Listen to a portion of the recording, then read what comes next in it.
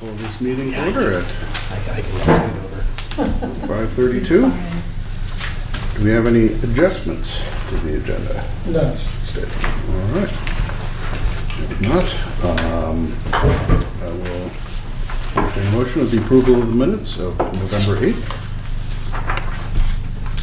So moved. Second? All in favor?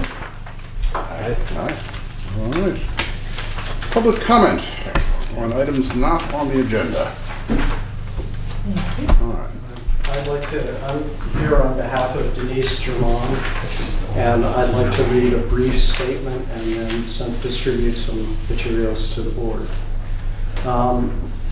I was recently approached by two separate Putney residents circulating identical petitions to put articles on the warning for town meeting, doing away with the election of the town clerk and treasurer, and instead allowing for appointment by the select board.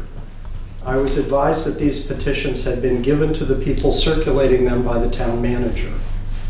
The petitioners were aware of and understandably concerned by the recent dysfunctionality in the town offices.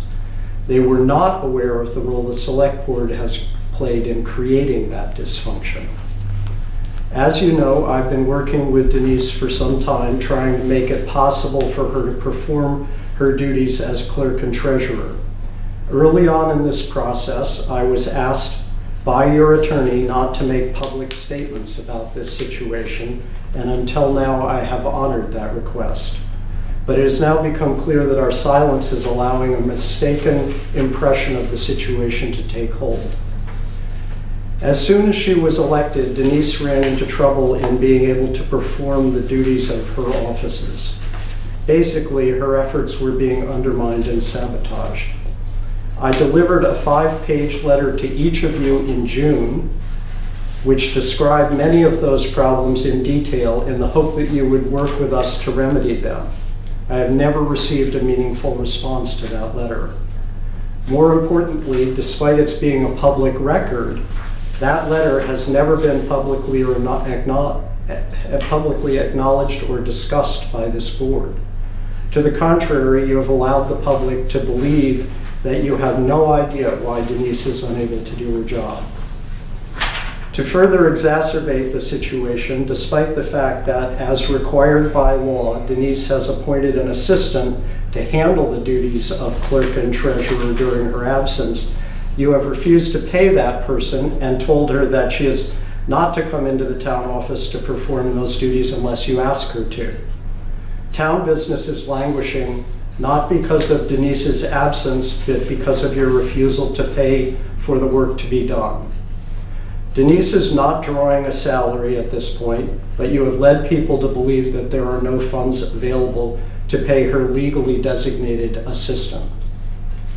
In an effort to resolve this impasse, which has been allowed to persist beyond all reason, and to inform the voters of Putney as to what is really going on, in the hope that they can actually become part of the discussion, Denise and I prepared a proposal which breaks down the basic job responsibilities of each town official and suggests ways in which they can work together. We hope that you will work with us toward that end. And the proposal is this.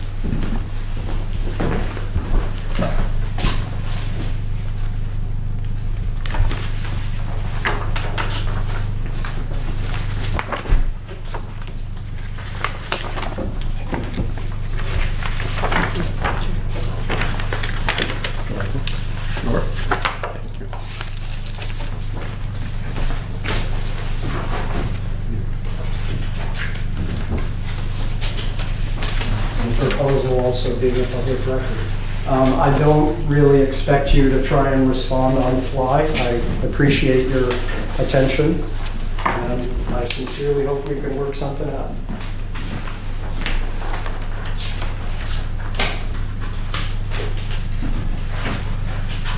Thank you. Yeah, I would just say that I'm disappointed, Fletcher, that this wasn't presented in a timely fashion, so it could have been warned, so there would have been more recognition of it, but so it is.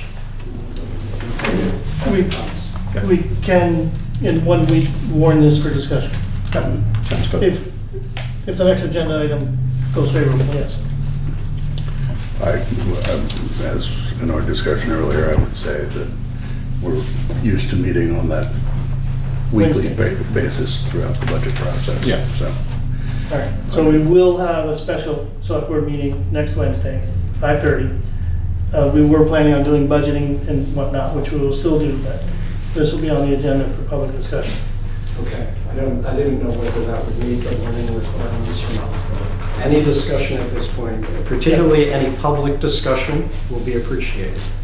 Okay. I would also just comment that we have not tried to keep anything from anybody. Your letter that you wrote to us,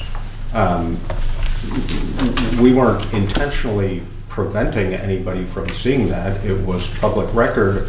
I would say the fact that it got a fairly minimal response was due to the fact that the implications of the letter were asking us to undo things that have been in process for a long time and did not seem reasonable to us, but I think we should table discussion until next week for any further, but I just wanted to respond to that one implied fact.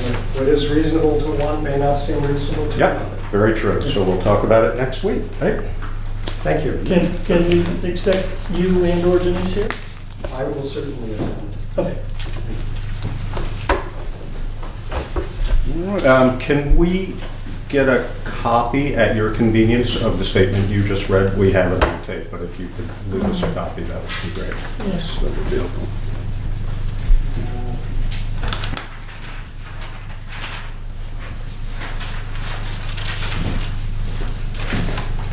Good, thank you. Whip up some copies of that. All right, on to new business. Well, it sounds like we've kind of covered the first item, the select board special meeting for December 13th, but as I say, we probably will be meeting every week between now and mid-January at least.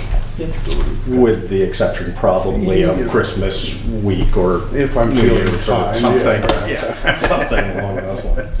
All right. It's the audit presentation. Mr. Mudgett, you are on. Thank you. I Thank always you. appreciate the opportunity to come and talk with board members who are interested in the work we do and the results that we see. I always encourage this to be a roundtable discussion, although the table's not round. But I think that we tried to get this to you early enough that you'd have a chance to at least scan, make notes in the margin, and come with questions, comments, or dare I say corrections. But I know that both Chip and I have been over it, and I've incorporated, I believe, his comments, hopefully appropriately. Yep. And so what you have in front of you, we think, is a ready to be signed and printed in a final form. I've given you, as in the past, the big package, which is the financial statements and auditors' reports. The table of contents lists everything that's in there. It's very similar to prior years in structure and content. The second smaller 3-page letter to the board is what we call a communication to those charged with governance, and it makes sure that we as auditors are communicating things to you that we feel our professional responsibilities require us to. There are no striking things in there. We do cover briefly or allude to a number of things. We refer to the auditor's responsibility, which of course is in the engagement letter that you signed last winter or spring. And we refer to any changes in accounting. There were no significant changes in accounting policies or procedures this year. We talk about audit adjustments and we do say that there were 14 adjustments to the general ledger trial balance presented for audit. Most of those came from the audit work. The initial ones were from Cynthia and Laura, I believe, as they added accounts payable that hadn't been included in the original trial balance. The effect of the larger entries is listed there. Probably the biggest thing had to do with capital assets and depreciation. Chip and I went through that a bit and made sure that what he has for capital asset records fit with what we thought we had, and made a couple of corrections in that area, calculated depreciation, got that recorded. For your information and anyone who's listening, that does not affect the funds such as the general fund and the highway fund. But when we do the consolidation into the government-wide financial statements, that's when we convert it to the same full accrual accounting that any business would use. We add capital assets and depreciation. We make sure it includes long-term debt and all that kind of thing. We mention in here that there were 2 significant deficiencies. I see, I don't say that in here. I think I need to make a correction because we are trying to refer to the fact that in the big report, the findings were identified as significant deficiencies in internal control. I see in my 3-page letter I don't say that, so I will be correcting that in the final edition.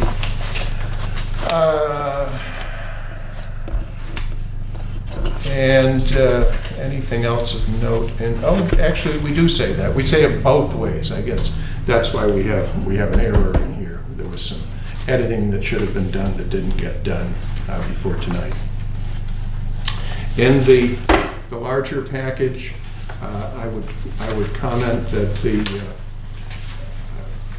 the financial statements are in 2 parts as usual. I alluded to the fact that there's the consolidated government-wide set of statements, and then following that are fund statements for each of the major funds, the general fund, the highway fund, the library fund, and the separately reported water and sewer funds.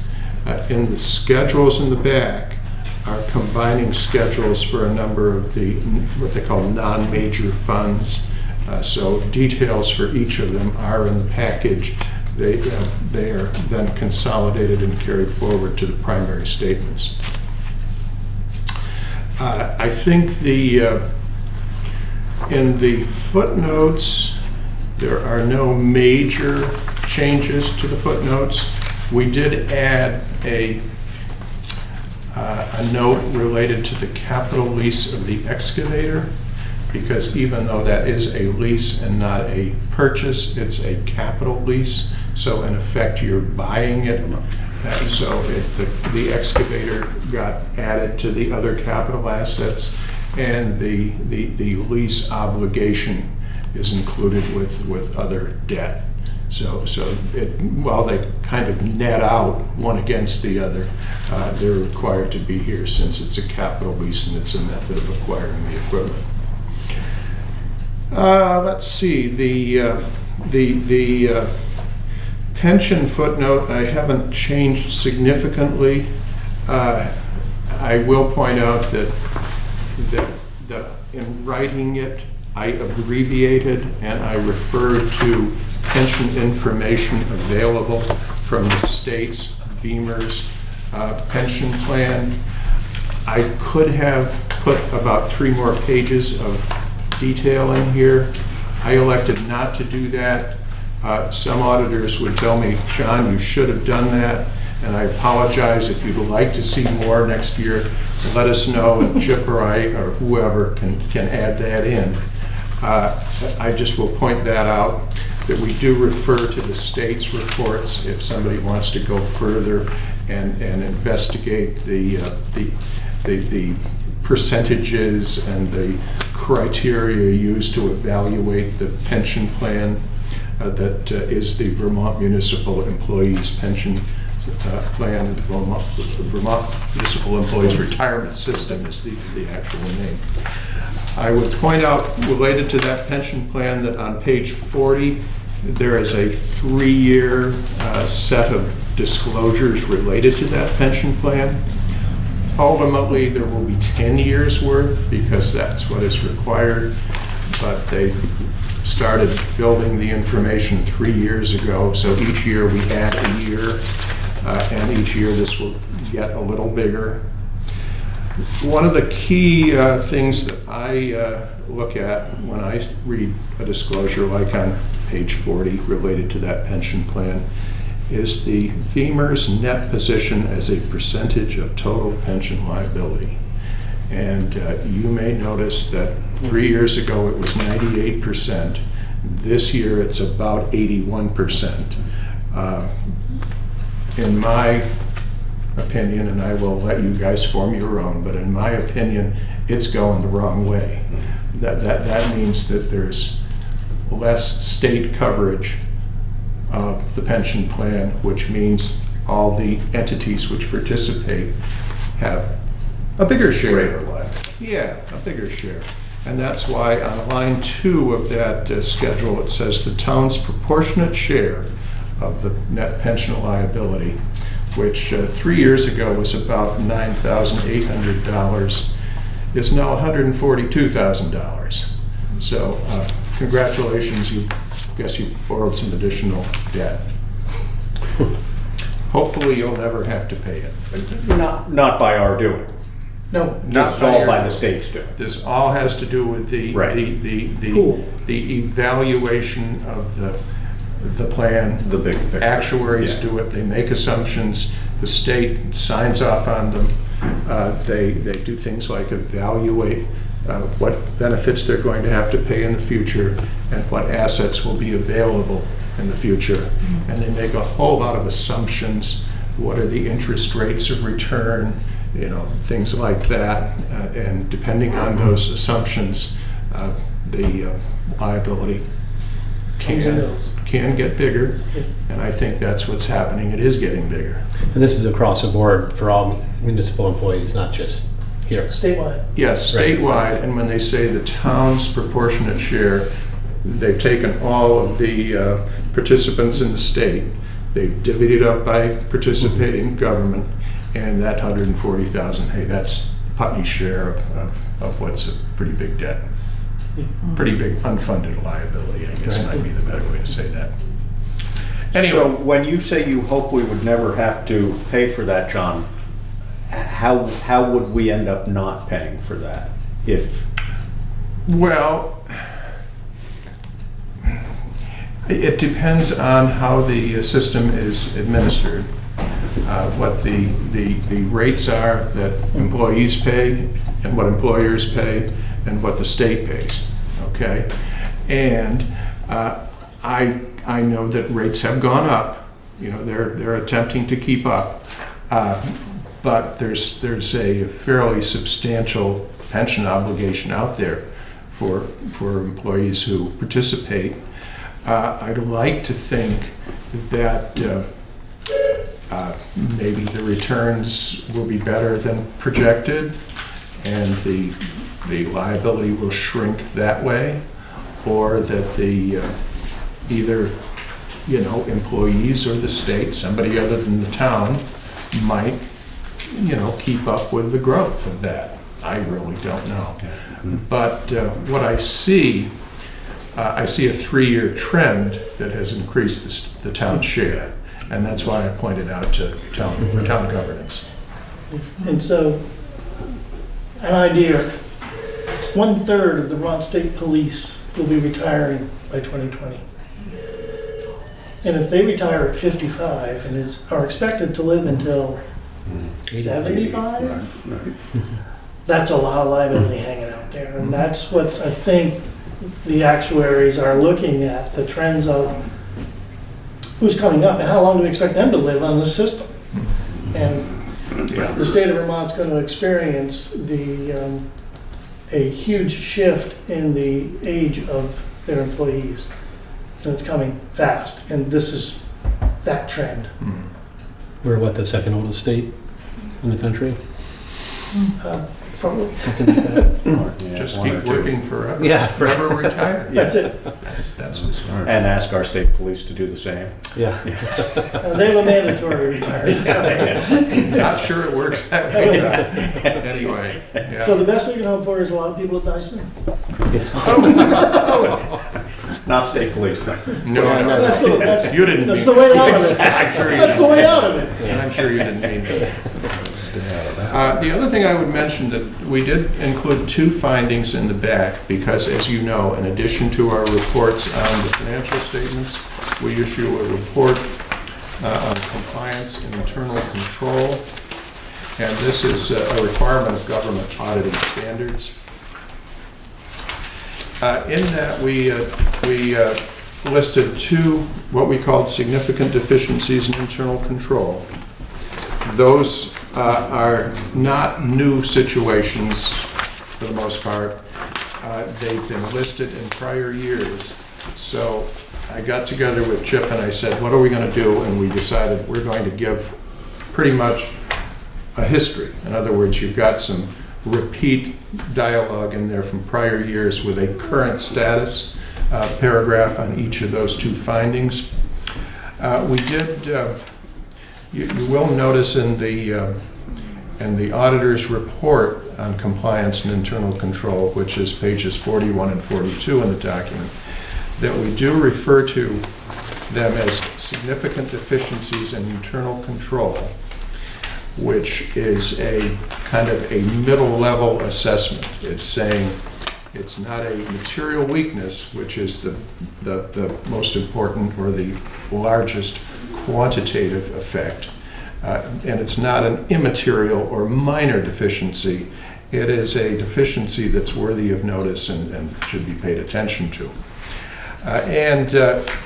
We also listed both of those as instances of non-compliance because, in fact, they are both instances of non-compliance.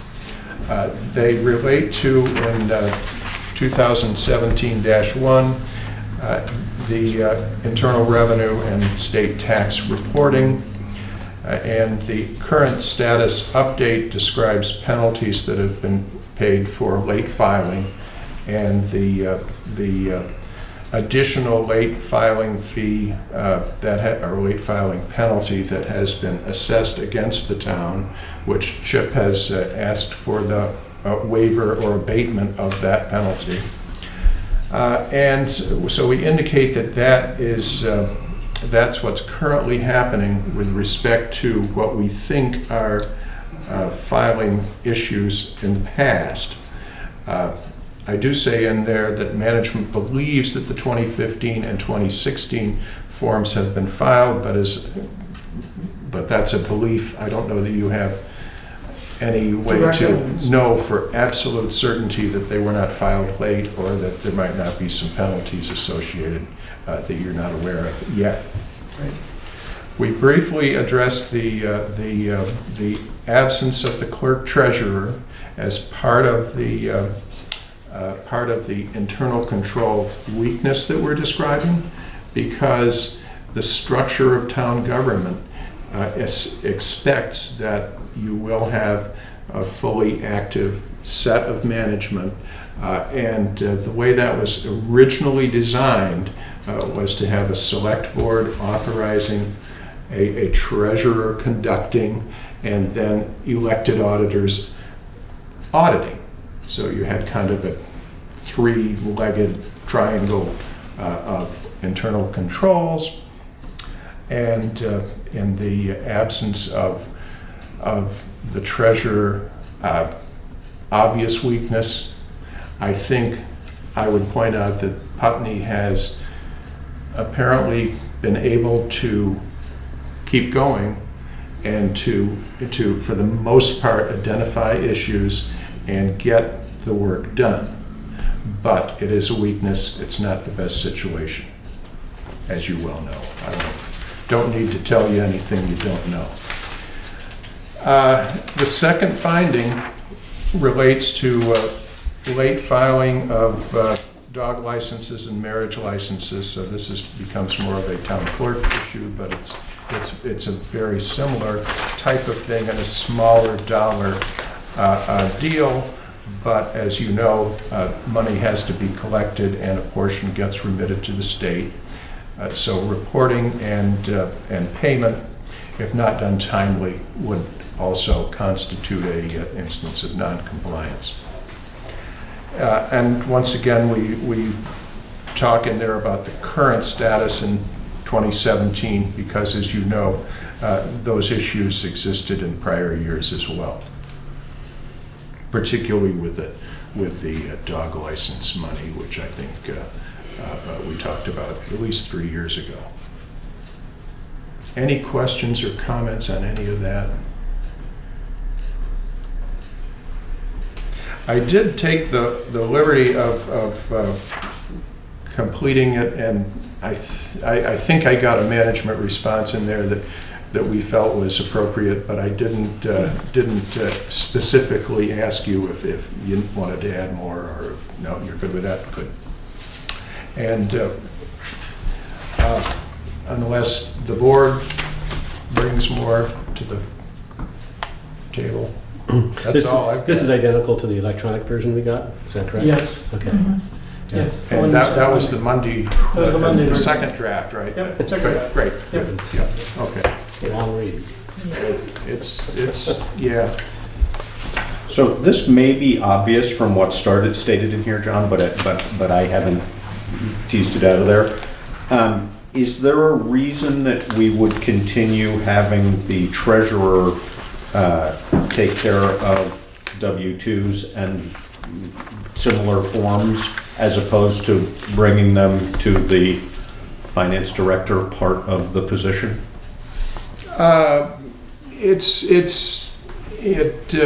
It could be done either way. Let me say that internal control structures commonly separate accounting from fiduciary activity. So if you think accounting, fiduciary, and oversight, maybe if you're going to have them all combined in a common position, I would suggest that you have oversight. Proper internal controls for that. To compensate for an internal control structure that doesn't have perhaps enough eyes looking at it. I kind of think that's how we got into the problem initially. Yeah. There was not enough eyes were looking at what was being collected, reported, remitted on a timely basis.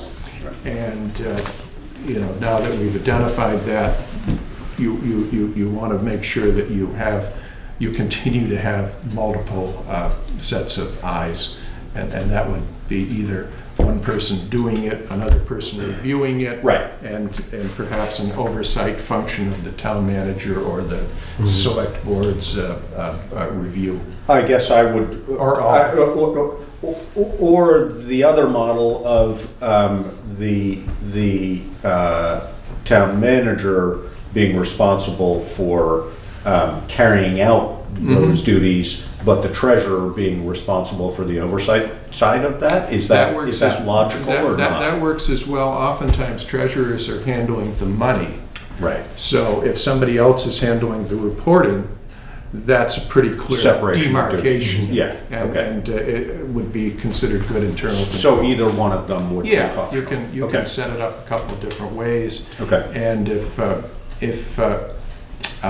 I'm sure Chip's very familiar with that.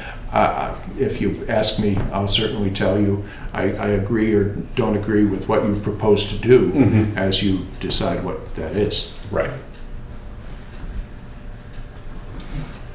So the practice that was attempting to be set up was treasurer is the signer on the checks under the authority of the select board by warrant to distribute funds. The deposits are actually, for the most part, done by staff, if you will, town staff, the administrative assistant, the bookkeeper, process and receipt, everything. Gets taken to the bank, which is fairly a new concept. And then warrants are produced by the bookkeeper and then signed by the select board for then the treasurer to sign checks. So the separation of authorities is being reached, and the oversight as a finance director is a function now of the manager. Right, I like that. I know, I can think of at least one town where I had some discussions about combining the treasurer and the finance role together. And as auditors, we looked at that and said, we realize you can do both. You probably should not be doing both because separation of duties would indicate it's a better idea to divide those roles. Yeah. No, I think we We've done clearly all agree on So that. if you got a finance manager, I'd say don't let them sign checks. Right. That's what I'm thinking. No. Right.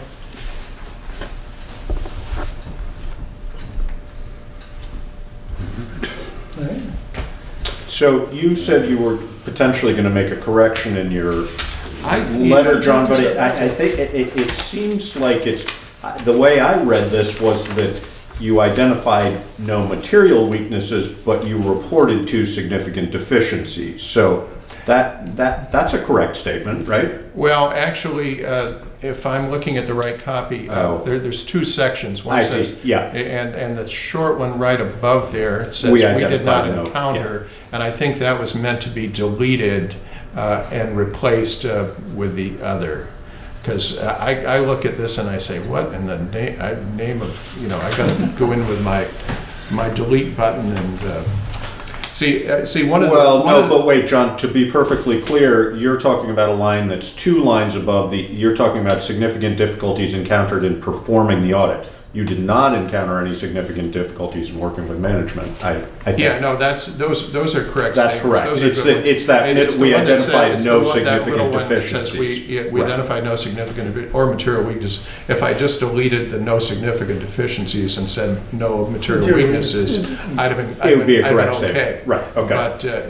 But and what I did is I tried to incorporate it all under the internal control matters, and I could have just deleted the entire section right above it and did not. So this is what happens when I do it and I work with him and I don't give it to my in-house editor, and she for damn sure would have caught this. I guarantee that and I haven't shown her this yet. So before we go with the finals, there will be a correction review. there, Yeah. and I wouldn't be And whatever else she surprised. finds. I wouldn't be surprised if there'd be other formatting Small, cleanups yeah. and Yeah. spelling corrections, and who knows? I don't know. Anything significant, we'll put it out for you to know about, but there won't be. We've been through this enough that we know that it's basically correct. There is, and what has been done traditionally is a sign off on the recommended adjusting journal entries, which I believe is signed off on by the finance director, town manager, whoever. Then there is the letter that is prepared by the auditor as a presentation to you that we just went over. Right.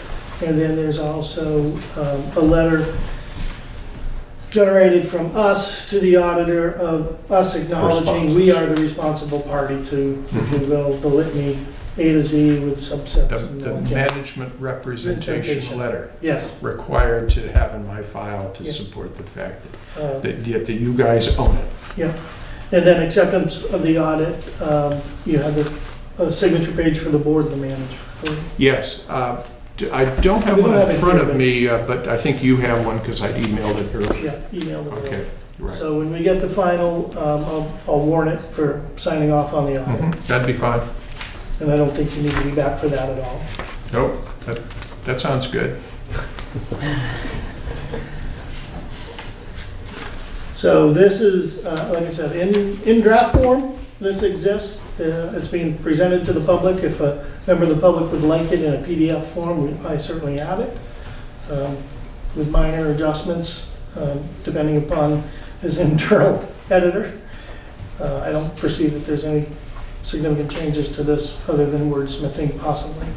Now, if you're good with signing off on the, what we ask you to do, of course, is since they're management statements, we ask you to assume ownership by signing off. Yep. And since we as auditors can't adjust your books, Yep. we can propose adjustments, which is the 14 that we have Yep. proposed, and we ask for a signature accepting those. And once we get those in our file, those two acceptances and the management representations, that's our key to run the final reports. Okay. Okay. So I will need those based on, My signature, board signature, please. I'm good with either because I know if the board authorizes you to sign, that's fine. I know in Putney in the past, we have had board signatures on the statements, I believe, and I think it was the manager's signature or the finance director's signature on the adjustment acceptance, since that's where the responsibility for the bookkeeping lay. Okay? Did I just hear you say so moved? Do we need Authorize do me to that sign, right now? sign the audit documents when they're complete. So moved. Second. All in favor? Aye. Aye. Thank you. Thank you. Thank you. So you can remove Thank the you, select John. board signatures and we'll get it done. Yes, sounds good. Okay. And I will just say one final thing. If you have any need to contact us during the year, don't hesitate. We're not here just once a year. We're thinking about you whenever we hear from you.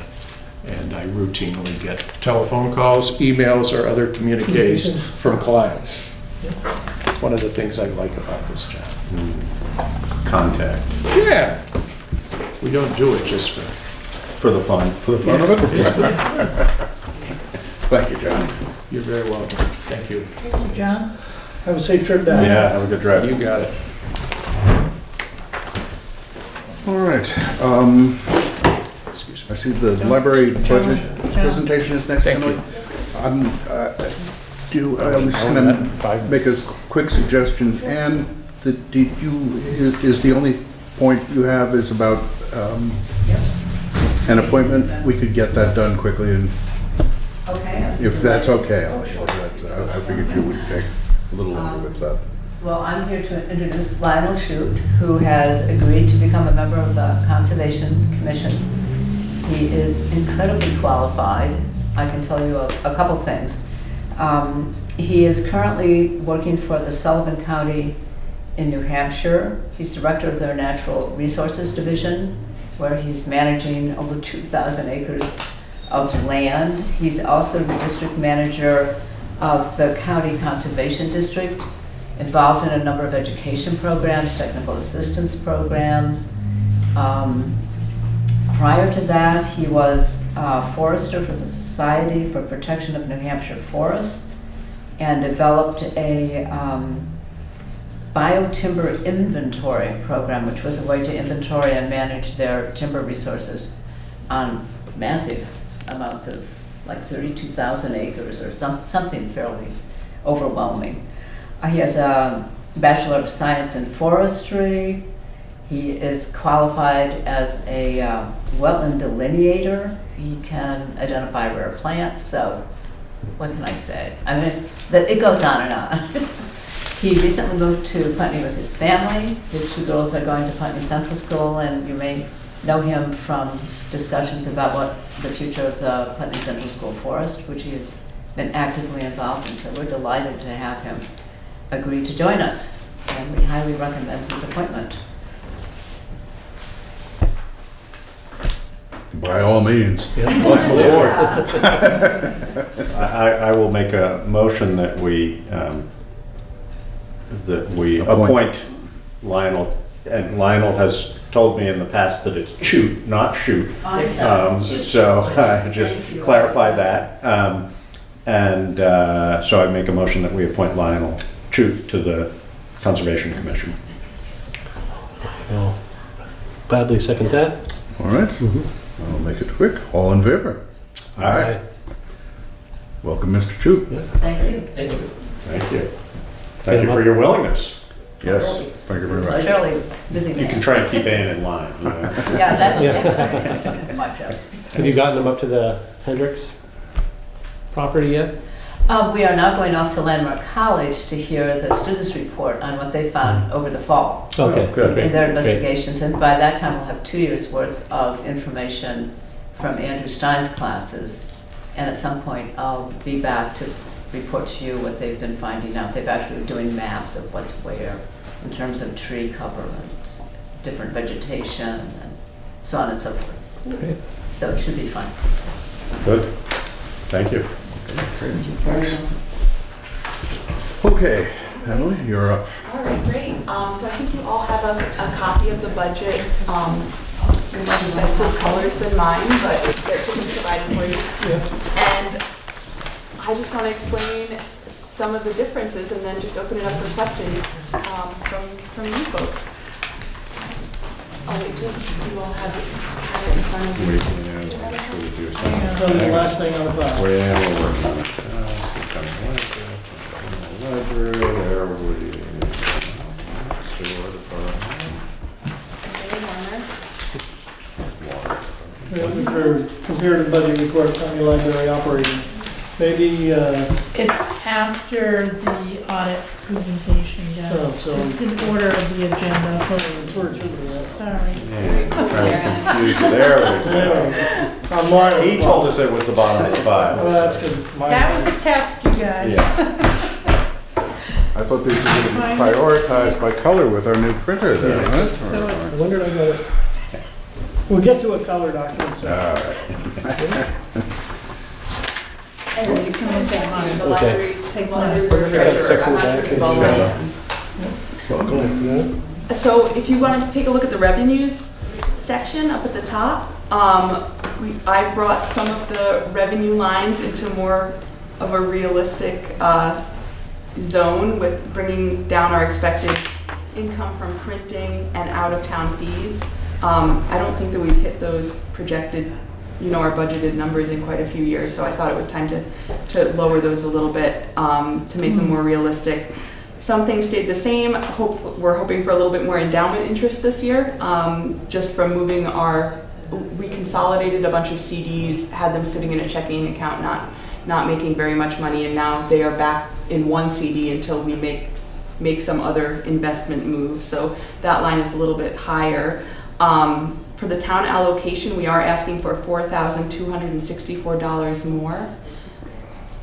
And you'll also see a jump in the transferring from fundraising. The trustees have agreed to fund a writer-in-residence program and also give a little bit more money towards the Parks Passes program and our children's programs, which includes the summer reading. I think this is clear to me, but what the town's contribution is the transfer in general fund. Yes, Correct, yeah, yes. Thank you. Raised by taxes. right. Yes.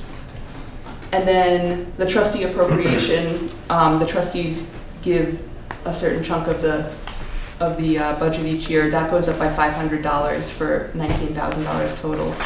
So that's the revenues side. Our total increase for the year is $8,764. Are there any questions on that portion of things besides Josh's? Okay, so then what are we going to spend all this money on? There's just a few increases. The notable ones I'll go over. Most things have largely stayed the same. The programs line is the one that looks like it's taken the largest jump, and that's because of the new writer-in-residence program that we're actually launching it for 2018, where we have a writer from the community do a series of programs throughout the year, and that's funded by trustees fundraising. We also have a little bit of an increase in the Parks Passes program. That's been an enormously popular program at the library, and some of them have gone up in cost, and we're hoping to add a few more.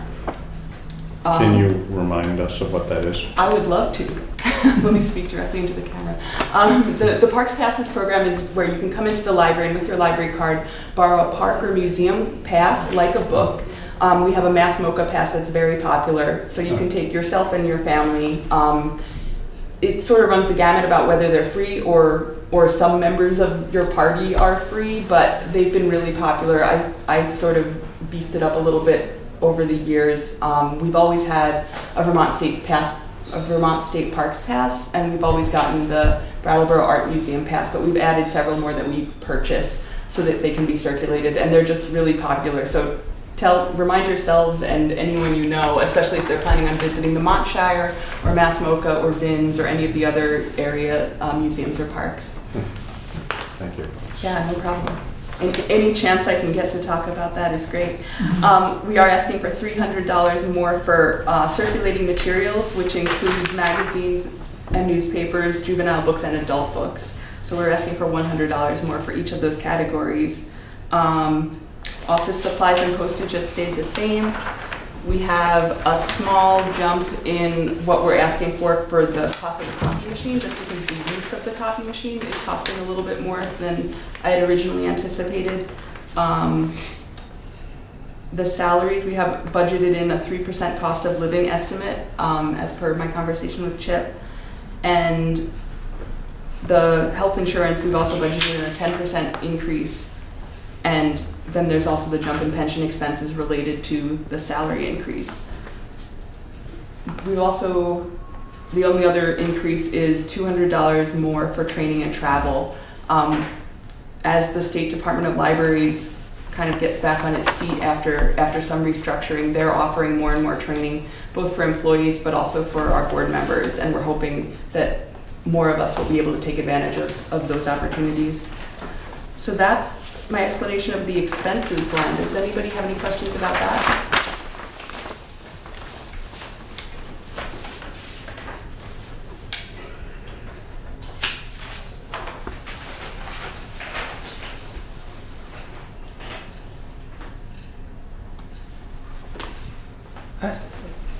I haven't, to my recollection, I haven't noticed this before. And this is probably more a question for management than it is for you, Emily, but is it logical for us to be charging for water and sewer use when we're paying? What would be the reasoning behind that? The water and sewer is user fee based, and so whether that library is privately owned or owned by the municipality, it should pay. it should pay as well. The town hall pays for water sewer use because it is in fact a user on the system. And if you were to expand that to all things that are paid for by tax dollars shouldn't pay water sewer user fees, then you would cut off Putney Central Elementary School. You would cut off, Becomes a big number. It then is relied upon users other than those that are government agencies. The post office has to pay a user fee. Yeah. So. Okay, thank you. Makes sense.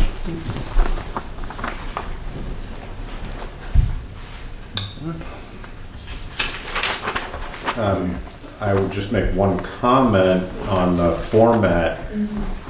I find it very helpful when you're comparing year budgets to have a percent change column. Yeah, I can put that in. So yeah, I know That's that's a simple, that's on us, okay, that's a simple formatting thing, but it just makes it easy to pick out those things Sure, that. yeah. I'm sorry, I didn't realize you didn't have that. No, I don't have your sheets. Yeah. No. No, I knew the data was there, I just didn't know what. Well, look at that. That's all. If I, with a color copy. I know, we got the color. Could have had that This for is you. what that money's going towards. That's right, you should be able to do these percentages in your head quickly. Well, I can, but I just want, No angles. yeah. All right. Any other questions? The only other little question I had, you said that you're transferring some of your media over to digital.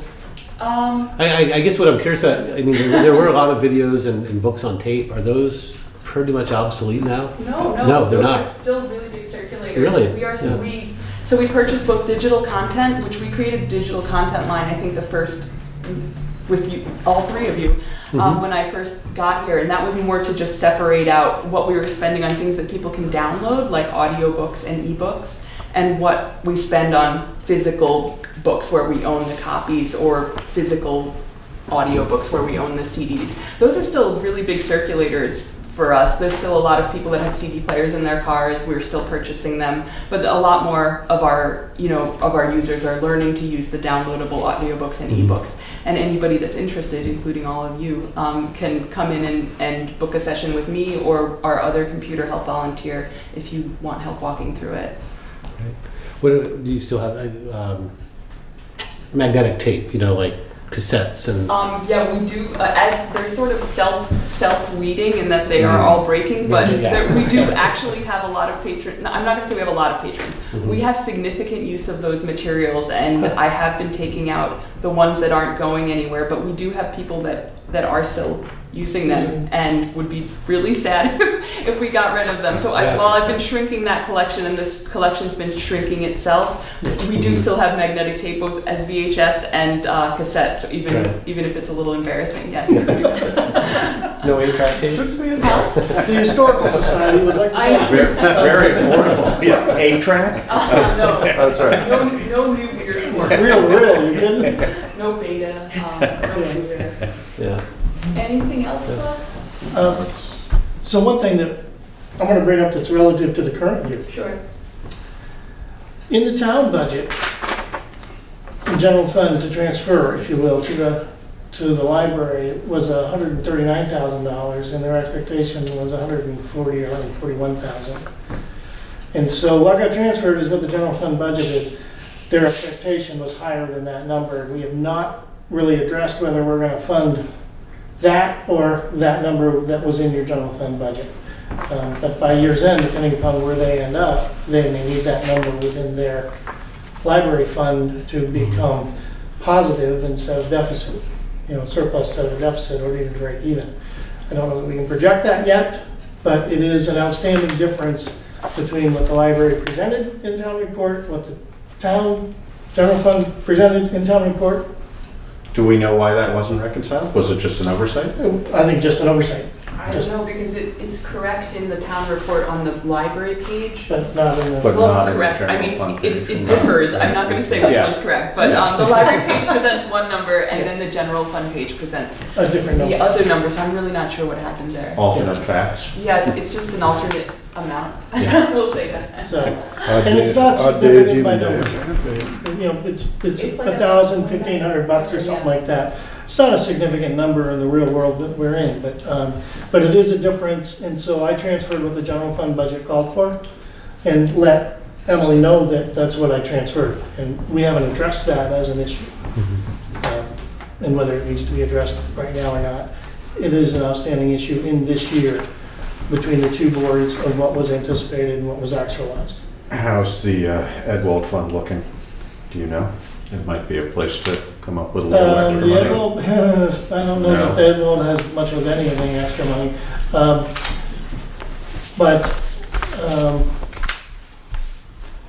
we typically take 15 out of Edwald, and Edwald is actually not a fund of investment we control. We are just a recipient of. Right. No, I know that. There may be, I think, after making the entries of the 5,000 to the library, the 5,000 to highway, 5,000 to general, there may be $161 left. Okay. So, yeah. Well, no, that's significant. 10% Hey, there you go. There we go. So, and where we are, again, within the town, we know the 40 grand for the recycling, we know the changes in administration costs, the payout of leave time, and then paying Anita to be in instead, and so we got dynamic shifting there in the general fund. Again, this library money is in the general fund. Highway fund standing on its own is in fine shape. But so, and it's not physically moving money, it's a journal entry to make the difference. Remind me again too, how we were going to look at improvements like the roof and. I was going to bring that up after our conversation because Chip and I have talked about that. We were hoping to come back and visit you guys pretty soon to present a memorandum of understanding or draft of one that we could discuss.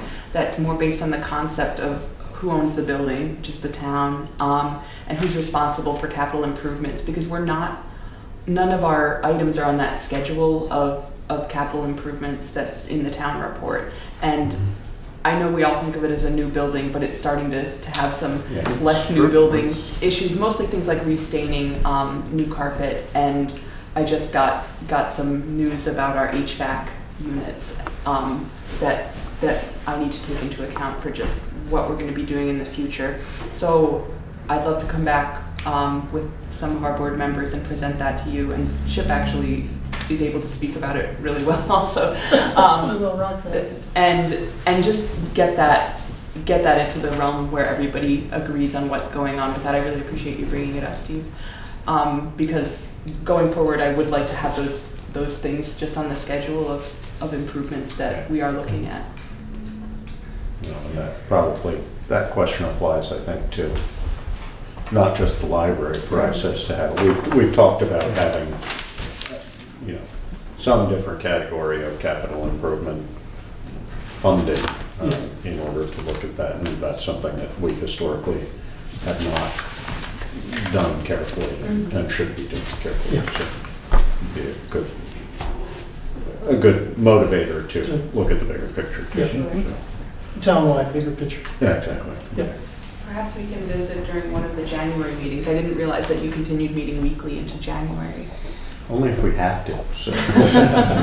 If the budget presented next week is totally acceptable to the boards, we're done. Yay.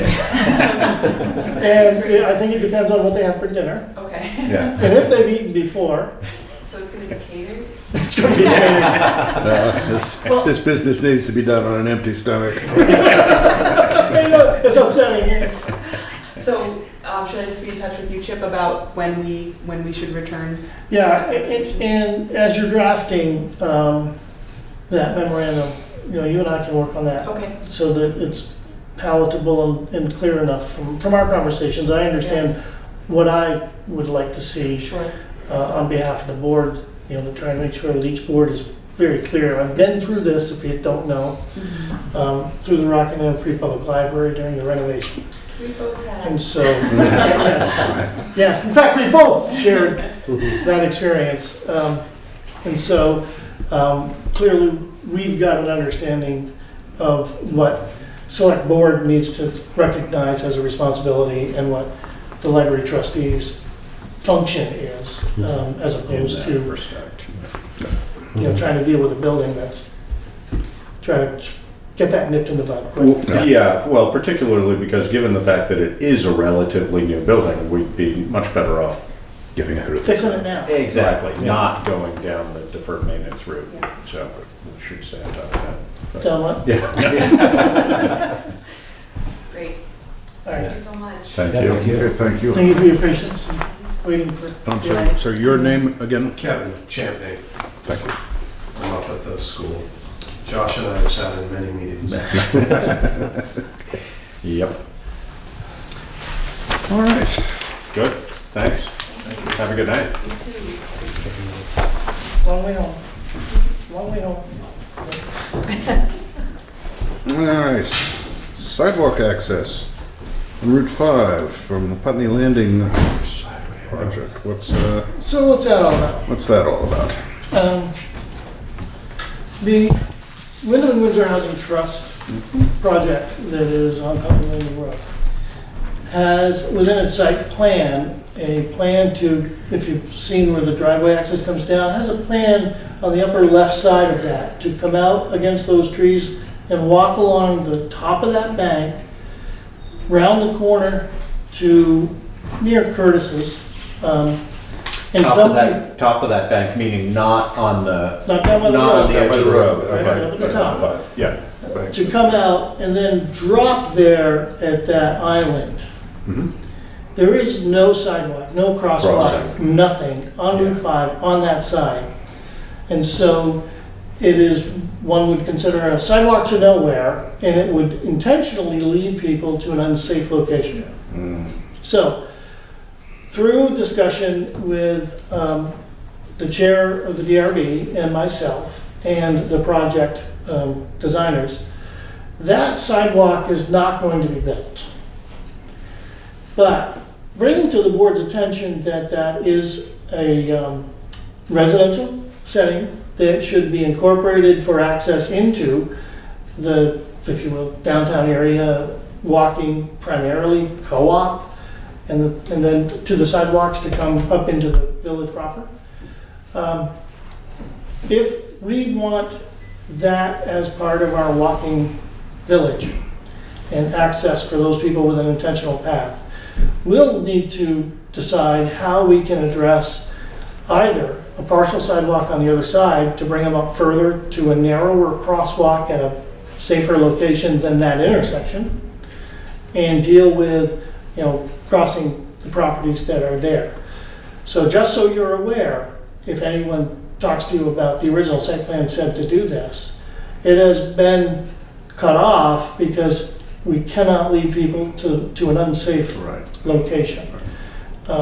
And so in the greater picture, in the future of the walking village, we need to decide how we may want to address that with, again, a partial sidewalk on the other side to a reasonable location to ask the state of Vermont for a crosswalk.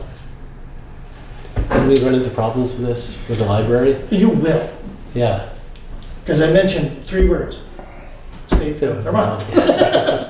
No, and that was the first question that came to my mind is, have they been, it seems to me that it might be a smarter approach in the long run to talk to the state first and say, where would you consider approving a crosswalk before we do a bunch of planning and then they So tell us, no, you can't do that. I mean, in some way, it seems that that goal of walking access, coming up Depot Road and then crossing Right. at a slightly less complicated crossroad than exists right there at the top of the access road. So- 5. Of course, we know all too well that human nature will Oh, I take hold. The straightest route to the goal. Right, but that, So- I mean, it's so- on its way to becoming an increasingly, more complex intersection than it already is. Yeah. Yes.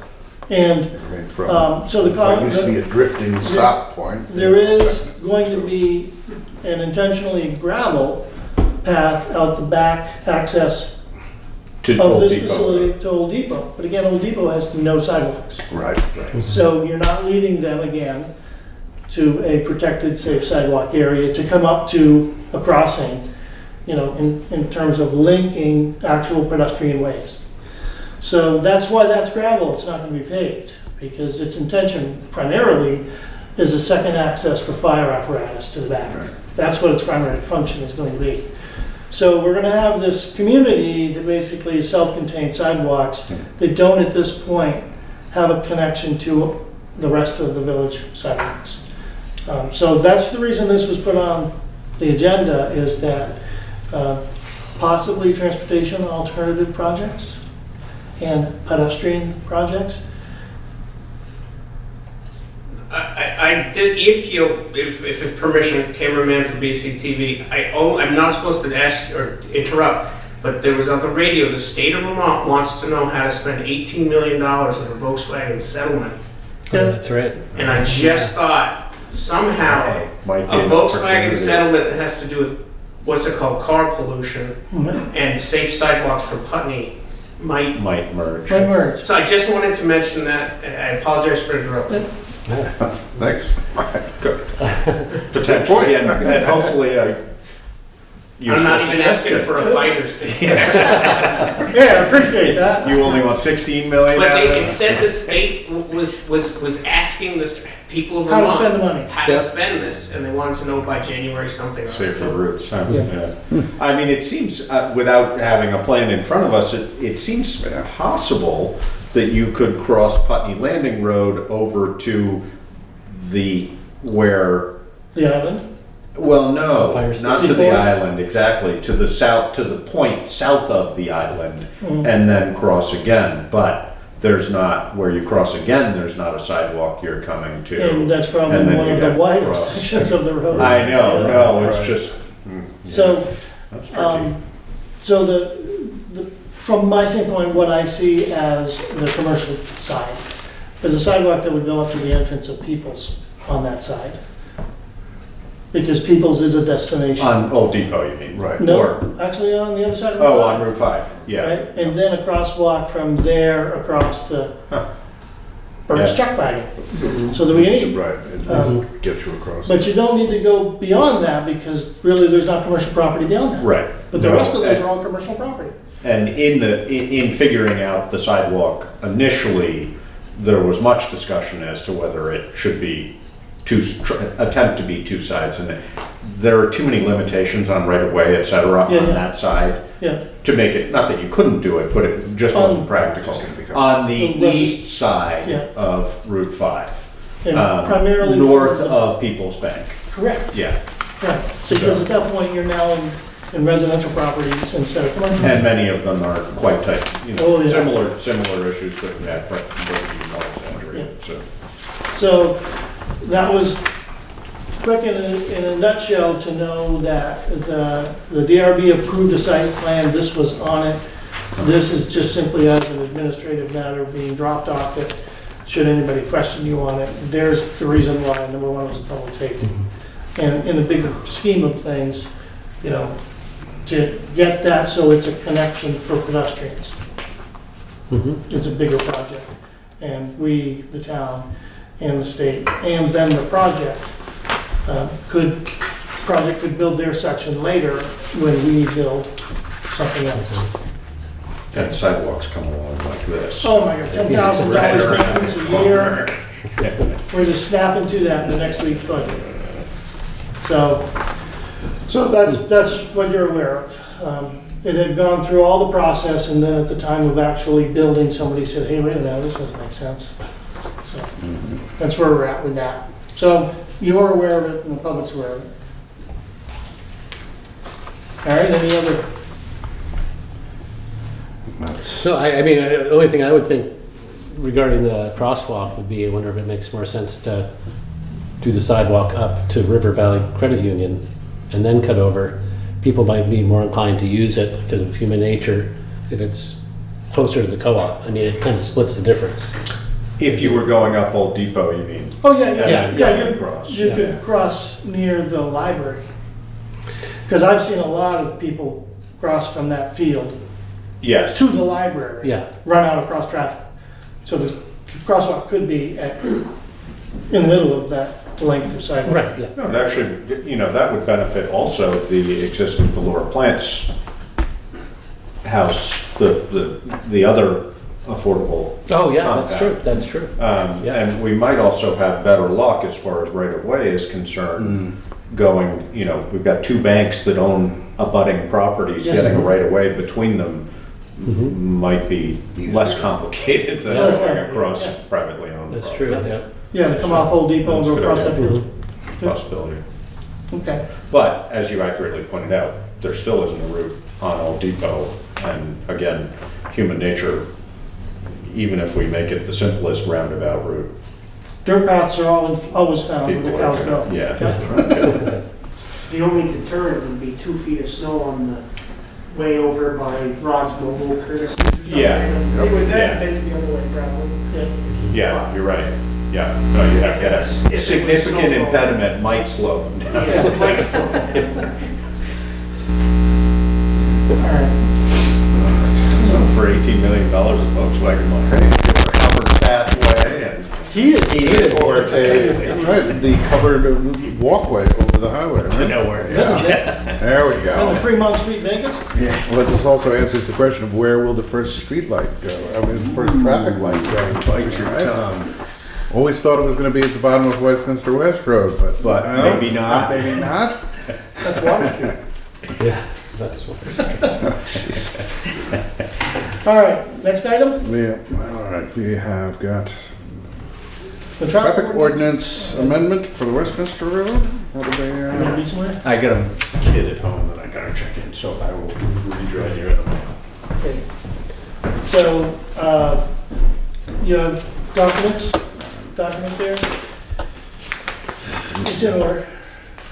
Well, I got really confused when I I'm first no looked at longer in this. order, I said, there's Tossed two the articles pile. for us. What is going on? One's a draft. I didn't realize that they were Yeah. So, at first, yeah. A traffic study was requested and performed by Wyndham County Sheriff's Department, I'm guessing as much as 2 years ago now, on a speed study basically from the central school out to Hickory Ridge Road. So the general area is between West Hill and Hickory Ridge. Right. That was studied for average speeds. And so after that study was completed, the goal was, if I'm not mistaken, to reduce the rate there from 40 to 30. 35. Yeah, that was, I think to go down That to was 30, put out- it had, there was some You had to have the regulation. traffic study to go to 30. You could go to 35. Okay, So the traffic oh, study. maybe that's what it was, Yes. yeah. So we yeah. did the traffic study. The reason I say that is because basically, where Westminster Road intersects US Route 5 to Hickory Ridge is all a 30-mile per hour zone. No, not to Hickory Ridge. No, that's what this ordinance would now say, to Hickory Yeah. Ridge. Excepting where it is marked at 20 by the school. 25. 25. 25, Yeah. where the speed signs are that are all illuminated. So that verbiage was put in so that it wouldn't say 30 to the 25, 25 to 30, 30 to now 40. So it reads, it's 30 that whole distance. But the school zone is demarked for 25 by signage. Okay? And so I think the original intent for the study was to allow you to get that to be below 35.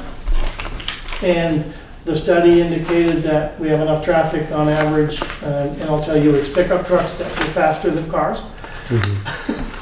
Interestingly enough. Here, Well, we just have so many of them, that's all. Yeah. And so we needed to get from what point to what point this was supposed to be effective for. And the determination was that the study was done for the base of West Hill in Westminster, West Road, is where the end of the school zone is. So that's the natural start point for the 30, to be then signed and carried to the bottom of Hickory Ridge. That wasn't thought it was over that the wasn't hill. our intention. I think it was just Yeah. over the knoll there. Yeah, it wasn't all the way to Hickory Ridge. It wasn't. It's No. not the way we talked about it. It was just No. before you get to Goodell's, kind of. Exactly. Uh, Basically, the top of this the, is I think the top of the knoll, we were talking about by Goodell's having it warn, reduce speed ahead. That's. And then the top of the knoll being the start of the 30 zone is what we So- had talked about. But In order for signage to be applicable, you would have to sign the reduced speed ahead at the place that you put the 30-mile-an-hour sign to Well, say your speed. I want to say that was coming from the north, that you said shortly after Hickory Ridge, it says 30-mile zone ahead. Or And then reduced right speed, when you yeah. get to the, or reduced speed, then right when you get to the knoll, there's a 30 before you go over Yeah. by the horse farm. that's, I think, what we were I intending. think that's what it was. And so at that 30 sign, the reduced speed ahead for 25 would be posted. Oh, yes. You gotta have enough distance. Oh, I see what you're Right. saying, right. You gotta have enough distance for Right. enforcement, for notice of a reduced speed, and then the speed posted. Right. And that distance being too short results on signs on top of signs. Right. And we already got enough confusion. Just sitting here. So, We're clear. yeah, I absolutely understand what you want. So the demarcation would be that halfway across that flat, you come down off the hill, at 55 and in a 40 zone, and you get to the flat, you get a reduced speed, and at the intersection where collisions would occur, by you're at that intersection, you're already at 30. So you go through that intersection to that West Hill, halfway across before you get to West Hill, you have the sign that says reduce speed ahead. And then you're into the school zone. And in all cases, the signage has to be put up, and we have to publicly notice this for 30 days. Yeah. But that's the layout that would allow you to place your signs the distance required by code without having confusion of, wait a minute, I just got to 30. Right. Reduce speed ahead. So, and that distance area was where the measurements were made. And for the most part, Yeah. they were 41 miles an hour as they approached the 25 zone. Right. So this sets up a longer, if you will, slowdown zone. Right. They won't be doing 30. Even though you've got it posted in the Hickory Ridge, they won't be doing 30. But at least they have an They'll ability be to down slow from down. 55 to 40 at least, right? Maybe 35 minutes. So who figured out the spacing on this? Was Brian who figured out? No, or MUTC this is- code. The municipal. Traffic No, yeah, enforcement municipal or uniform traffic control devices is a national standard Right. in which in signing, you have to give notice of a reduced speed, and it's gotta be so many feet before the actual posted speed. Right, And so when you get into short zones, what you're talking about, right. you actually can have reduced speed ahead and then a sign that says you're now at 30, and on that sign post says reduced speed ahead, because now you're going to 25. Legally, you can have You that? can't.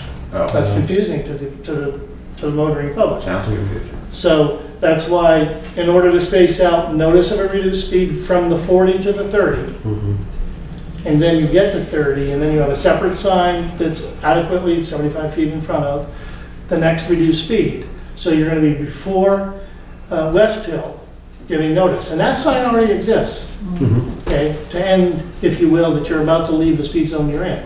But people don't get a sign that says slow down before that until that. Right. Now they'll have one that's probably close to 3/8 of a mile before it that says reduce speed to 30, and then within, So the Quarter reduced mile. speed would be at Hickory Ridge? no, it would actually be 75 feet before Hickory Ridge. And at Hickory Ridge, it says it's now 30. Gonna be a lot of tickets there. That's not, I don't think that's, yeah. Revenue. And so who measured it out? I'm not, No, the code says. I know what the code sign- says, but who actually measured it and said this is where the sign will be? Or did you just do it on mapping, or? Yeah, the code tells you where to put it. We've codified the distances that the sheriff provided to us. We can alter those distances. But as you get shorter, you get into problems of Potentially implementation of confusing. signing. What would be helpful, I think, would be to look at this again with a map in front of us with footage on it so that we can, because I think reducing it to 30 at Hickory Ridge would be ridiculous. I mean, it would be, To it start would, at Hickory Ridge, to be at 30 at Hickory Ridge is You want that? too soon. Um, Maybe it's there. Yeah. Oh, yeah. I mean, for one, nobody's going to do it, so what's the point? Yeah. You know, I think that we can reasonably assume that people at that knoll will understand why they're needing to slow down. Previous to that, they're going to say, this is ridiculous. I would That's- think it was ridiculous. Well, that's how He and I both live out there, so we try that all the time. So Well, slow the hell down! I've been working on it. It's interesting, actually. You start looking at this stuff and it makes you aware. I've been Right. definitely Yeah, me slowing too. down I know. out there, but But I can tell you now, going, because I always do this, no, but going 40 from Hickory Ridge on up seems slow. Hickory Ridge on down. Or down, south, I right? agree. No, Yeah. that's what I've been 30 doing is too. gonna, I mean, It'll never happen. what's gonna happen, I mean, sure, there's tickets, but it's gonna be. A lot of angry people. It's gonna be, Yeah. yeah.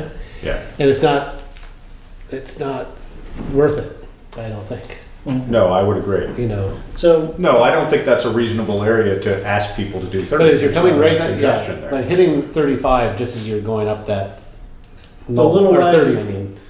the as you- little rise between Hickory Ridge and West Hill. Right. Yes. The little rise in Goodell Farm, isn't it? No, Yeah, well, it's- Goodell's on the flat section, and then there's the knoll, and then there's We the horse considered extending the 25 zone a little further north? farm. Oh, that would be a I mean, possibility too. and replanting all of To that. go. Okay, no, I understand. I'm just sort of throwing that out there Yeah. before we Because get yeah, bound up in the weeds. Because the here. warning, yeah, no, that's not a bad And idea. it's- I mean, the difference between 25 and 30, because we were thinking of going to a 30 zone, right? Right. Or 30, Yeah, you was it wanted to go to 35? 30. Right. You wanted to go to 30 was the understanding, and to go below 35, you had to have a study.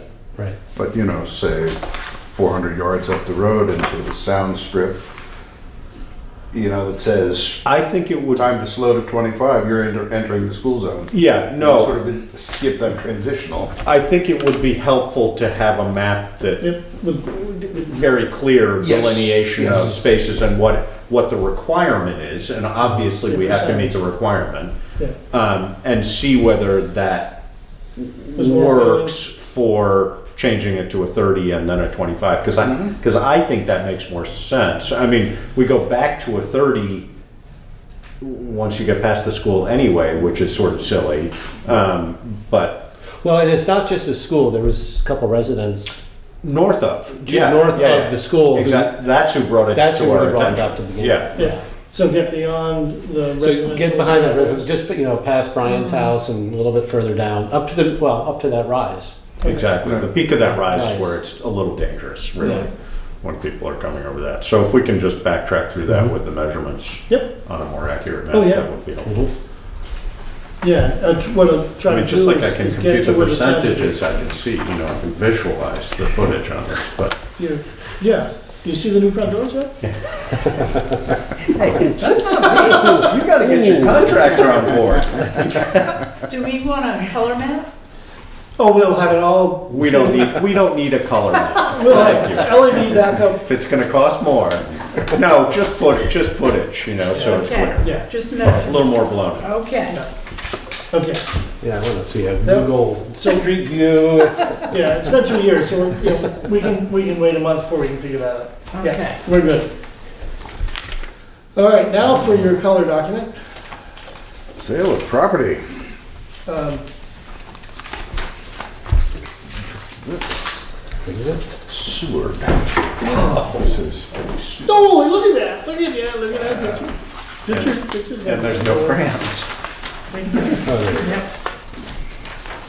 So, highlighted in blue, you're the proud owners of. Yep. Acquired by tax sale, tax collector's deed, 2004. 2004. So, previously inquired from council were methods of transferring ownership of property in which you can put it to a public vote to transfer property. You can, as a board, make a decision about transferring public property and post it for 30 days, and then a petition of 5% of the voters says it's got to be brought to the voters as methods. This is a piece of property, undeveloped, and so the thought process is for us to reach out to the abutters to see if any are interested in acquiring this property. purchasing. And we cannot make money on this. Right. So, the documentation that we have seen through this process is that there's approximately $11,300 worth of delinquent taxes, attorney fees and whatnot that were spent in acquiring this property, buying it at tax sale. Also, we do not need to actually recover any money in selling this property either, because since 2004, this simply has sat not producing any tax income, nor being an expense to us, because we long ago absorbed that expense. But to make it taxable property means we need to turn over ownership to somebody that can be taxed. Clearly, the abutters have the best interest and use, potentially, in this property, or desire to have control. Right now, they know nothing's gonna happen to it, because it's owned by somebody who's never doing it. But we don't necessarily need to own it. It is not a corridor to any other land that we own. And so, the recommendation here is to determine if the board is interested in us sending a letter expressing an interest to unload the property to the abutters. If they are if any one of them is interested in providing, some form of remuneration for this. And then trying to proceed so that if we needed to, we could actually warn this in March town meeting. So this is one of those kind of time is of the essence. You can and have the ability to do nothing. But this is your first color copy of the color copier, so happy and proud we were able to provide it the same day it was installed. And there was access to this, wasn't there? Yes, there is a right of way. Yeah. But To get to that. it's not surveyed, is that right? Or, I'm not sure that right of way would be considered something that you would drive a car into and build a house. Wow. however, if it's a right of Was way, the right of somebody way could, from I mean, Pine Banks my Road? recollection is from Pine Banks Road, yeah. Right, I mean, If I remember correctly, I think that comes off the Taylor Road. Yeah. right, Well, well, it's not direct, you can come Yeah. close, right? if there's you a want. line of. You think the properties right in of front way comes off Taylor If I Road? remember, I was here at the last one too, and I'm pretty sure there was a Woods Road, they called it Woods Road or something. This is Taylor Road, this is Pine Banks, there's the parcel. Seems like I recall some sort of right in the corner there somewhere, Yeah. or, Might follow that. Yeah, property. there you go. Yep, Probably exactly. Yep, follows you're those right. property lines. That would make sense as to why it's shaped like Yeah, that, to to get to allow that that. point. yep, seems like I recall in the last time it came up that Might be right. it was in there.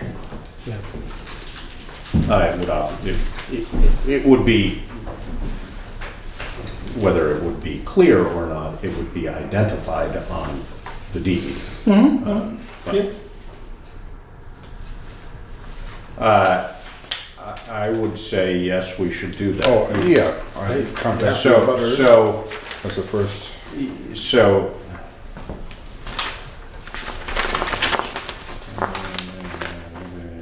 So what's the motion? The motion would be to approve, yeah, exactly, approve Chip to notify the abutters of a potential land sale and for them to- assess interest. Insist. Yeah.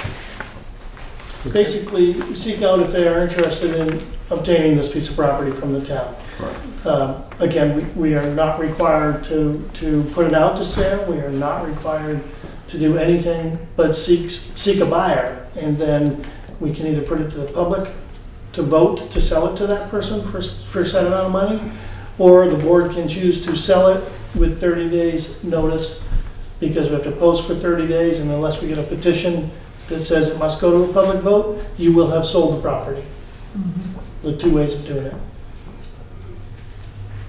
But it, at this point, is not anything but a potential liability for us.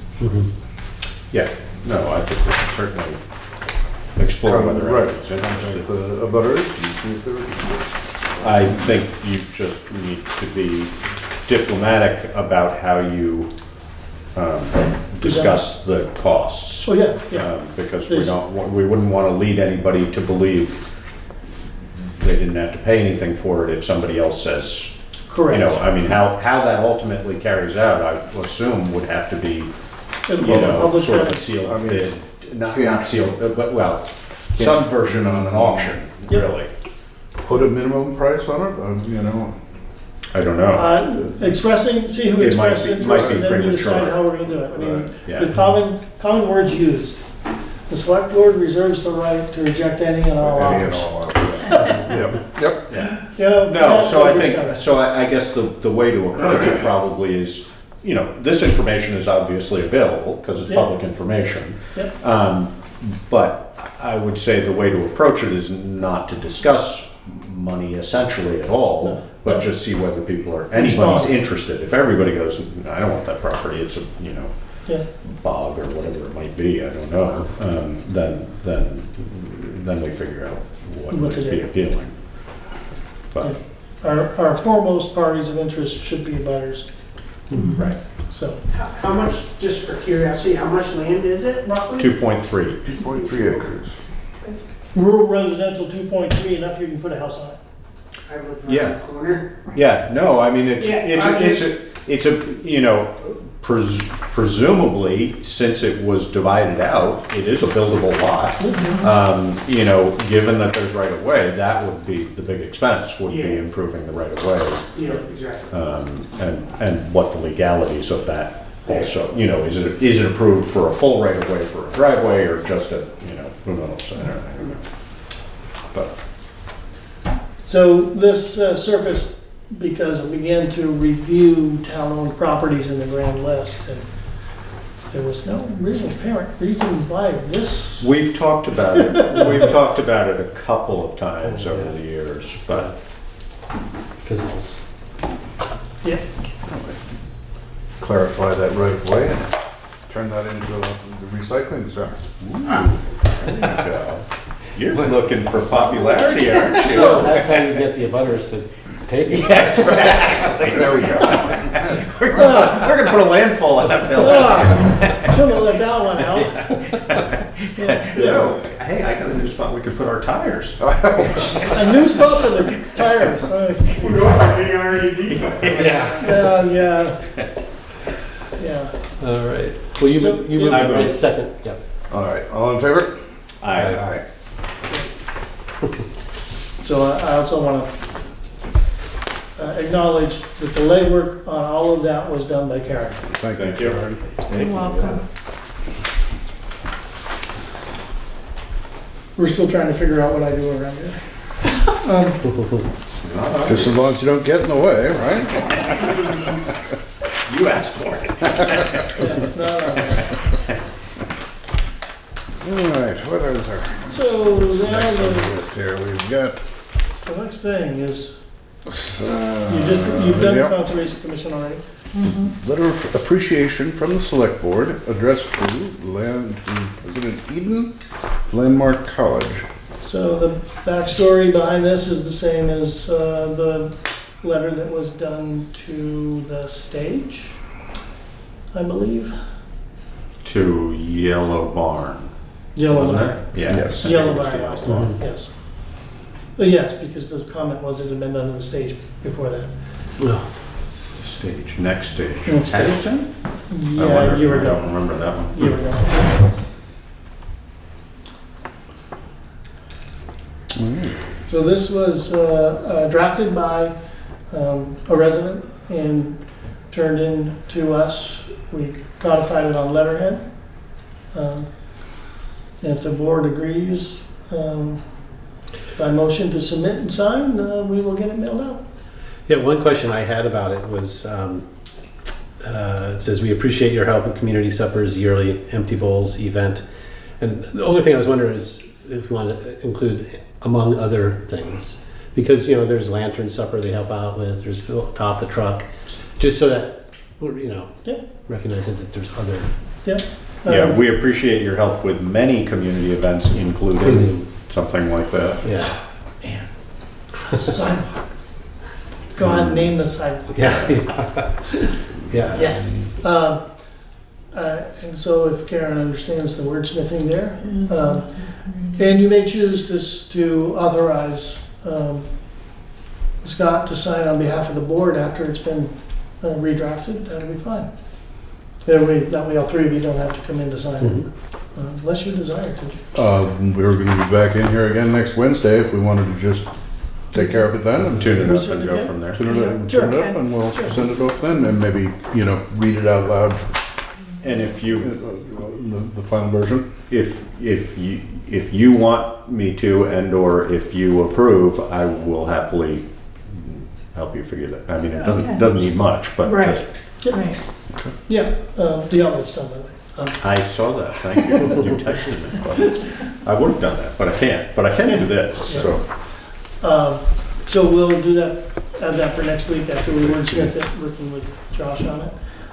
As well, I'll remind you in case you didn't see the email in the letter, the president has offered lunch December 12th at noon, meet in his office. I will be going, and all board members are also welcome to go and have lunch with the president, vice president, at Landmark College, December 12th, noon, at his office.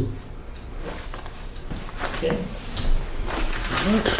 And geez, while I mentioned events, You sent that Santa's email Land. yesterday, there you go. That's what I was Santa's trying to Land has remember an what it official was. opening. Yeah. However, I believe I told you it was going to be on the 16th. It's actually going to be this weekend. Because that's why it's short notice and he couldn't do anything formal, so we made phone calls. So it's this Saturday, 9:45 a.m. Santa's Land has been opened 2 consecutive weekends successfully with the parking lot full of cars for the weekends. Nice. He's very happy about the results and wished to have a more formal official opening. So at 9:45 Saturday morning, there will be an official, if you will, ribbon cutting for the facility, again, to open at 10 o'clock. And I got a personal phone call from the owner, so I plan on being there. And again, board members are welcome to come. And it's a good success. It's great. That's Yeah. great. I certainly wish him all the best. It's been not easy to watch over the last several years what's been going on, so it'd be great to have something that was working well, so. Anything else, Scott? Do we have anything we want to touch base on old business here? I don't see anything highlighted. I think Nothing's that's all highlighted. straightforward, so we'll go right into the town manager's report. Which has 2 items. We talked about the maintenance agreements that got drafted by our council based upon the information that was provided to us both in writing and that we sought out orally from both our employees and other managers. There is one each, one for Brookline and one for Westminster. Starting with Brookline. Town of Putney owns some acreage out in Brookline that we pay taxes on. And in exchange, they reimburse us our taxes that we get billed in 100%. We pay them, they pay us back. In exchange, we do maintenance on a section of road out there because of its accessibility on our side, if you will, of the mountain. And this has been an agreement that has been more or less a handshake and a letter, but not actually codified and signed off between 2 boards as an understanding. That's what this document is meant to do. Great. Yeah, one question I had on it was, I'm assuming maintenance just means that, if there's no culverts on it, that none of that would be Right. included, right? Okay. Yeah. Right. This is not a section of road that requires a lot of maintenance. It is Right, it's, snow, gravel grade, pretty much is it. yeah, Yeah, and because we're already in the neck of the woods, it's not that much Right. harder to go that distance. right. And No, it it's makes sense. certainly a lot easier for us to do it than for them to do it. I have been told that we are making out quite well. Okay. Train here's. And to, Yeah, Ross told you that? didn't I? Right. No, this is Yeah. Brian Brookline. Brian told us in Brookline. And again, one of the things that we have to thank for that is our educational funding system. Yeah, Yeah, no. Public commentary there. That's why we're making out so yeah. well. Because we are taxed on the entire tax rate, including education, and we get it back. Right. What, I don't remember either. Why do we own that property? Or, In Brookline? yeah, I think it's considered it is one of our town forests. Yes, I So- think it was gifted Oh, I see. way Okay. back, but I'm not 100% sure about that. And typically, I know in Rockingham, they own forest land in Grafton. And so Oh, there's okay. every 15, 20 years, you get a harvest off it. Harvest used to Oh. mean something. right. Now it means a whole lot of paperwork and damn little money. Yeah, So, Yeah, okay, yeah. so that makes that's sense. probably what it's been used for if you've done anything with it. It's been harvesting and timber management. It's probably in correct use. Okay. I'm not aware that it is, but it might be our listeners would know that. I'm not aware in my tenure of it ever having provided anything for us. Do you know the history of the land in Brookline, why we own it? I think it was gifted, wasn't it? But I'm not sure that's right. And or do we were just talking about whether it's ever been harvested. I'm not aware of it ever having been harvested.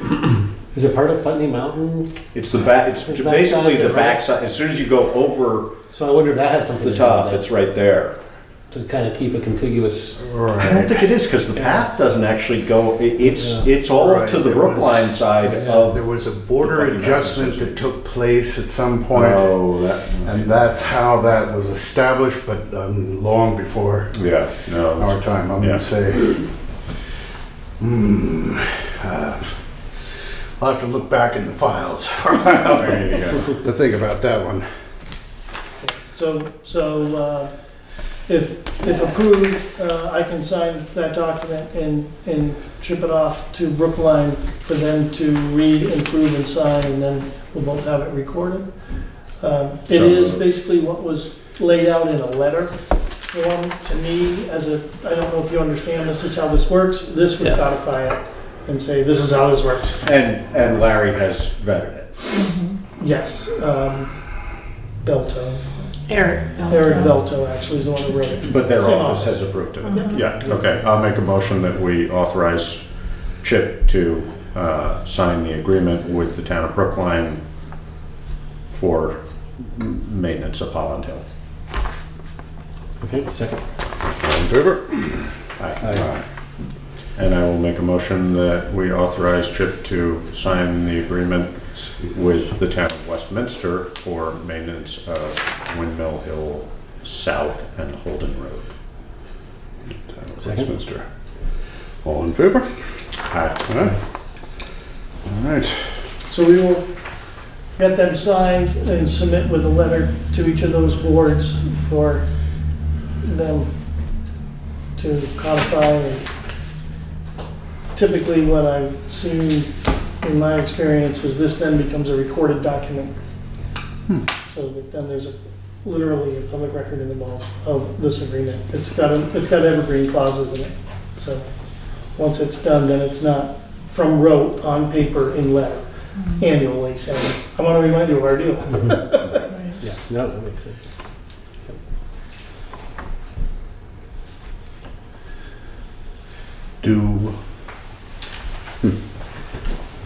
Okay, so Westminster does do some of our roads as well. Yes, Brookline does not. Brookline does No, not, no. no. And I would, in my experience of being around municipalities for 30 years, I think you find this has traditionally always been a practice statewide that every community Sure, has by the it's nature of Little roads. bits and pieces. Yeah. That they can't get to without going 100 miles out of the way. Exactly. And so another Oh, town makes who total does sense. maintenance up to that level simply crosses the border and continues and turns around and leaves. Right. And so, again, for years, it was a gentleman's handshake and it's been done this way. And until recent times where liabilities become, you need to recognize that you have this obligation and you're carrying a liability, they've not needed to codify this. And the LCT has become aware of this due to liability issues. They may insure both sides, but who wants to carry the claim? So agreements like this are now drafted as a regular practice. Right. So it's good, we will get that done. This reminds me though too, I mentioned a while back about at the end of, by the campground on East. The class 4 road, Right, that there's now a. it says private road. Private Right. road. Brian has been out and spoke with the individuals, and that sign should be removed. Yeah, it hasn't been yet because Hasn't been the woman brought it up to me again Right. today, actually. And it may be that Brian has got to order a sign that is like the one at the end of East Town Farm, where it actually states, this is class 4, Town, but Town road, maintained. right. correct. Yeah. So that the picture is very clear that you have left town-owned maintained road, Right. but it is town road. Gotcha. Okay. Okay. And I understand the individual who did it, and Brian has spoken to him, but no, Okay. it's not a legal sign, and it's posted on one of our signs. Yeah,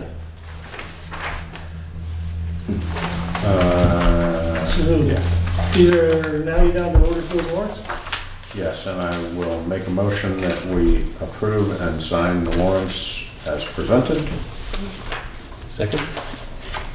All in favor?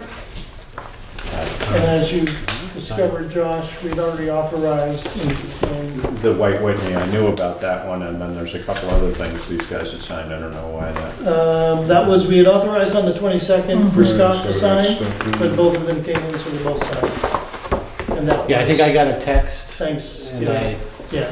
I said, which one of you is coming, and they both came. There you go. Because the backup was for Steve to come if Scott didn't come, and Yeah, ended up they both came, so they both signed. yeah, I think it's because I didn't see the text for a while, and then somehow. I was like, oh, crap. Okay. So let's. You have the warrants in front of you. Yeah. I'm looking through this Yeah. envelope for warrants.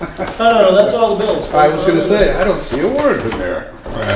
And these are both already been signed by you guys, so those can go to Karen probably. And these need your signature. There's a lot here tonight. But, yeah, it's been a month since you met, so we have four payrolls and 2, if not 3 sets of AP.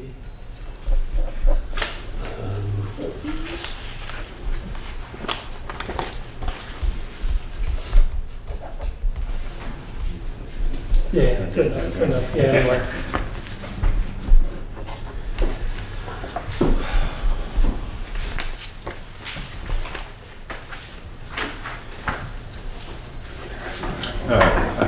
What I just signed is a thank you note to Anita for her efforts for the vote and covering the clerk's office as much as she has. So Absolutely. we're passing that down. So, thank you, Anita. We appreciate it. So please come in, because we got some more work for you. So as, if we can jump to other business, Scott. The reference to the petition that came into Town Hall Has been completed. has been I'm sorry. delivered. Start again. The reference that Fletcher. Fletcher, Yes, Proctor, okay.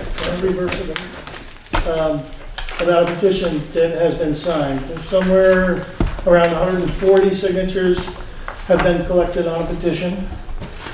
The petition reads, "We, the undersigned voters of the town of Putney, petition the Putney Selectboard persons to warn the following 2 articles by Australian ballot for the annual town meeting to be held in March of 2018." And in quotes, reads, "Shall the voters of the town of Putney authorize the legislative body to appoint the municipal clerk as provided by 17 VSA section 2651E." And another set of quotes, "Shall the voters of the town of Putney authorize the legislative body to appoint the municipal treasurer as provided by 17 VSA 2651F." These were handed to the assistant clerk, Barb Taylor, who was unsure of what to do with them at this point. So they've been turned in. I have copies of what was turned in here. Yes, in fact, I wrote this at the request of a voter who wanted a petition that would be properly worded. So there is no question, Proctor is right. It was written by the manager by request of the public. So that is why that is there.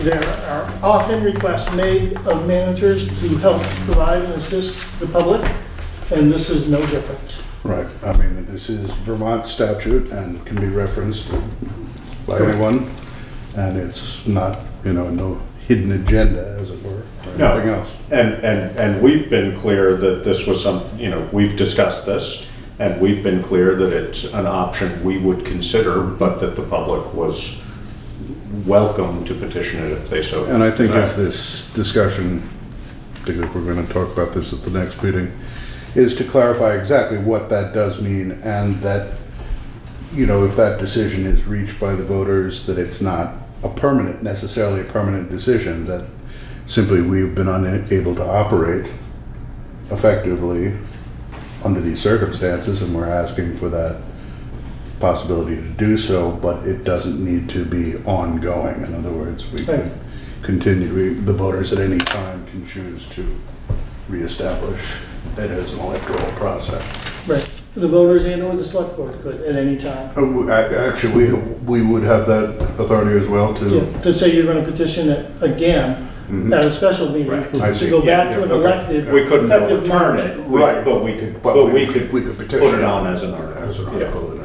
So, And at that time, at a special meeting, as opposed to, this has to be resolved at town meeting. At town meeting. yes. And the term by Australian ballot was in the petition, so the expectation is this is not a voice vote, Oh, okay. okay? That's the And expectation. it would be an Australian ballot vote, so At town meeting. discussion of it would have to take place prior to town meeting, correct? In No, other I words, in understand public- Australian in public- voting, you have your ballot booths all set up there for voting, and so. I think we were going through this a little bit the last. Yeah, I've always My been on the recollection was impression. always is under the that- impression, you know, that was the concept of moving budget votes to Australian ballot. No, Was paper for Tuesday vote? Right, I'm thinking about, this was back to school board days, but that, at least in the school district, that if you went to Australian ballot, it was not up for Discussion. debate at town From the meeting. floor at town meeting. That's my understanding too, but I But don't know. now maybe for that sure. just regards to the school governance, I don't know. We should clarify that, obviously. Because if that's not, if the desire of the people who signed this petition was to have a discussion about it at town meeting Mhm. and vote on it, then this is not the appropriate article. So, Well, or to vote on it with Australian ballot is not. exactly. No, that's what I mean. Yeah, sorry. So we should clarify Clarify that. that. And I think that whatever means the election was done is the same means by which the change needs to take place. Mhm. So you vote by Australian ballot for the clerk and the treasurer? Not at town meeting?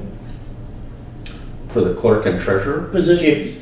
If we You're are, elected. if You're we're elected. filling them, right. But So- they're already filled, so that's Right. not an issue for. No, but that's the way for the us. position was filled, so that's the way it gets changed, is by Australian ballot. I see, Oh, okay. Okay. we'd have to, yeah. That makes If- sense. If it's an elected official or an appointed official, do either one of those allow it to be an out-of-town person? Or, The town clerk has to be a resident okay, of Putney. And voter. And voter, but the treasury position can be filled by someone who's not a resident. no matter if we change it to elected or. Either or. In other words, in the last election, somebody could have run from Westminster. Westminster. For treasurer, for but, treasurer, but not for town clerk. but I think that if it's changed to an appointed position, presumably, that's no longer the case. But I don't know that. Okay. We'd have to More clarify that too. clarification. Yeah. I mean, Just, that's what I was thinking. and I would honestly say that I think we would, really Lean towards, make, yes. An effort to fill both of those positions with a Putney resident. But we should clarify whether by statute. By statute. Yeah. How, So the clerk, sounds like we'll be calling our lawyers soon again, anyway. Yeah. the clerk is the election official, so must be a voter of the town of Putney. Mhm. Oh. Even if they're, Right. even if they're. Right, okay. Oh, okay. They are. Well, the we election should official. probably have Larry Clarify. clarify this Yeah. for us. And then the treasurer doesn't have to be, Right. doesn't have to be a voter. But, so that's, we can check into those things as well. So when we're having our discussion a week from tonight, we have some answers about how that petition is to be dealt with.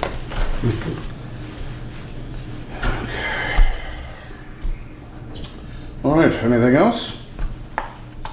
I'd like to request a brief executive Brief session executive session, all for the right, purpose of discussion of personnel. sure. Is that 313, number 1, employment and evaluation of an elected or appointed position. okay? Premature general knowledge, I'll grab the verbiage. And we would not intend to. There will Make be any no action decisions. taken, no decisions taken. And who would you like to invite in, if anyone? Chip, you would stay, and I think we can let Karen. I think, go, yeah. Unless you are. No, Interested? no, I'd like Karen to stay, actually. Oh, okay, all right. For- No, that's fine. That's very good. All right. Motion to go into executive session, but do we need a motion for that? Or You just did, Yes. yeah, need a second? In favor? Aye. Okay.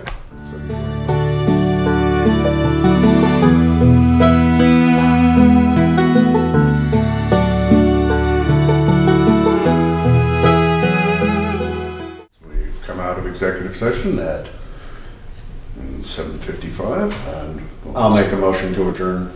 Second? all in favor? Aye. Aye. Done.